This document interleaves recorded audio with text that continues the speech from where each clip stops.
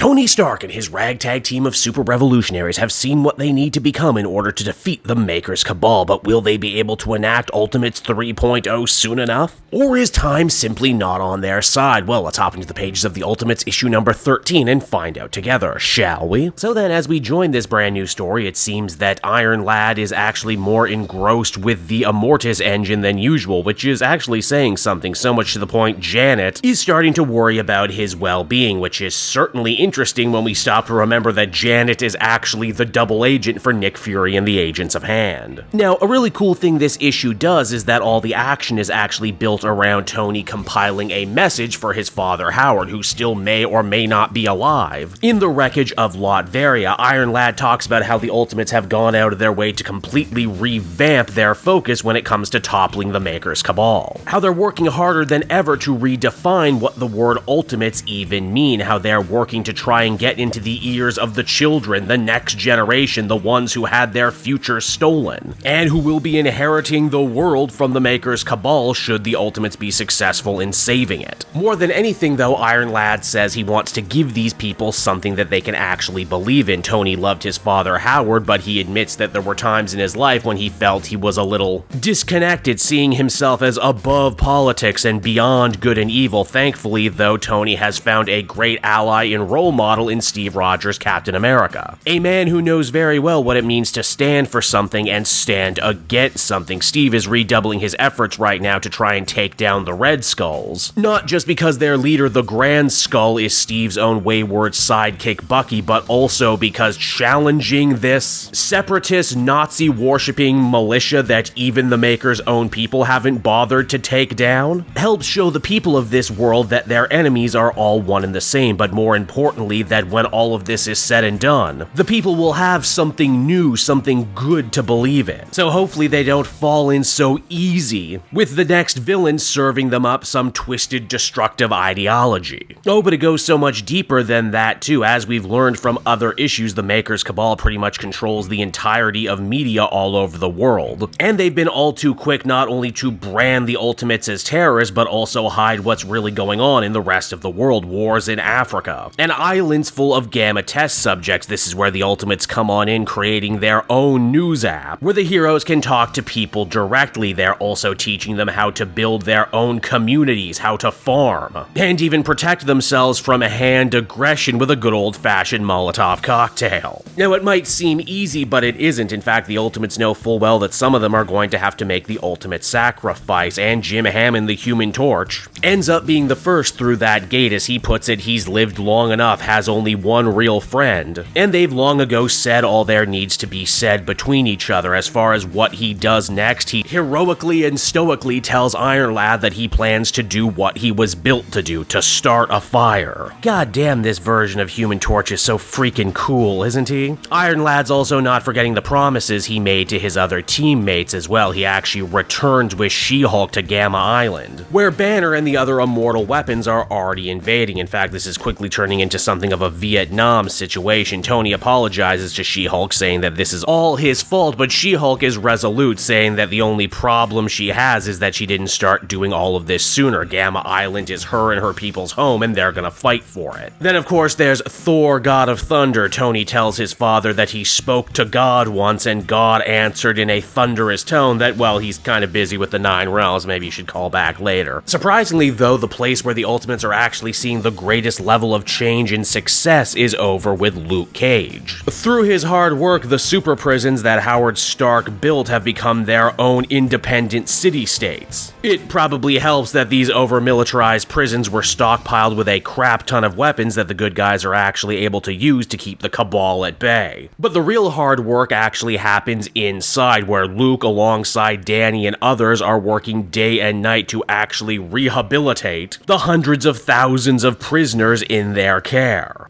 Geez, how about that when you actually deal with crime and criminality at the root causes instead of just trying to lock up all your problems, you have more success. In fact, things are going so good under Luke Cage, Iron Lad thinks this might actually fix their new hero problem. Again, those origin orbs was a nice idea, but the whole thing was too easily corrupted and isn't turning out results quick enough. This is where Luke Cage's Avengers project comes in. You see, it wasn't just regular old criminals who got locked up under the Maker and the Cabal's watch. It was community activists, union leaders, and other such freedom fighters dedicated to change. The only thing they're missing is powers, costumes, code names, and oh, we got plenty of those. If only the Ultimates had more time. Oh no, wait, they do. They have a time machine, and we see Iron Lad use it to create a dome over the prison, much like the Maker used to create a dome over Latveria, so that time and by extension training of a new superhero army moves that much faster. This is brilliant too, because this was literally also the Maker's plan back in the original Ultimate Universe. And now the good guys are very literally using his tactics against him and turning it around on him. Iron Man says, finishing up his letter, that he wonders if he'll recognize his father if they meet again, if Howard will even recognize the world once the Ultimates have finished saving it. You also might be thinking to yourself, man, Iron Lad sure got around a lot in this issue, didn't he? Isn't he worried about getting caught? Well, funny thing about that, he's not just pondering the Immortus engine, he's actually using it to make it so he can be in multiple places at once. An amazing feat to be sure, but one that might also end up being incredibly dangerous. You probably weren't meant to split yourself that many times across the world without expecting some sort of terrible repercussion, but hey, we got a war to win, and that's a problem for future Tony. And so that was the Ultimates issue number 13, everybody, and man, you know what? Every book in this brand new Ultimate line has been pretty damn good, or at the very least interesting. But if I were to give the Ultimates under Dennis Camp a special compliment, that would be that it is probably the most consistently surprising. Not just in the twists and turns that the story takes, not just in the characterization. Oh, that stuff is certainly there, but no, this book surprises me by actually trying to say stuff. By being topical, by being timely, and trying to be very much of the now, much in the same way the original Ultimate Marvel series was. Even before I read the book myself, I know a lot of people online were really falling in love with this issue, and I can see why. I particularly enjoy it because it really seeks to recenter the major themes and ideas at the heart of these new Ultimate books, and that is the idea, hey, younger generation, hey, people who are reading this story, have you ever felt like maybe some secret villainous cabal stole your future, like you were meant to be more? But now you just live your days trying to survive while it seems like out there every bad guy in the world is thriving? If only there were real-world heroes to try and lift you up, to try and give you something or someone to believe in, something to strive for. Man, that would sure be nice. But I guess that is the difference between real life and comics, isn't it? In real life, we have to do all those things for ourselves, and Iron Lad and the Ultimates aren't coming to help us anytime soon. Not only is this a great issue on its own, but it also seeks to imply that even after this whole Maker problem is dealt with, they still got lots of ideas for what this universe could become and look like. Right now, Iron Lad and the Ultimates have been doing everything in their power to win a war, but what happens when the war is over? What does the world become? What do the people become? How do their relationship to you change? Will you be able to keep all your lofty promises, or will things change? I don't know, but I'm definitely interested to take this ride. Overall, I would give this one a very much well-deserved 9 out of 10.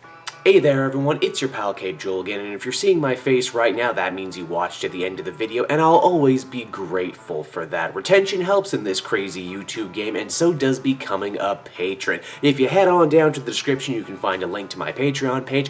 Recently just redid all the tiers, a lot of cool stuff offering up there, exclusive commentaries, exclusive polls, behind the scenes concept art for Capes and Quest. That's the brand new D&D show I've started soon. Never been a better time to become a patron. You can become a patron for as little as $1 a month and help the channel grow, and help me continue to deliver content like what you just saw. So I want to thank you all, and I will see you again next time. Bye bye.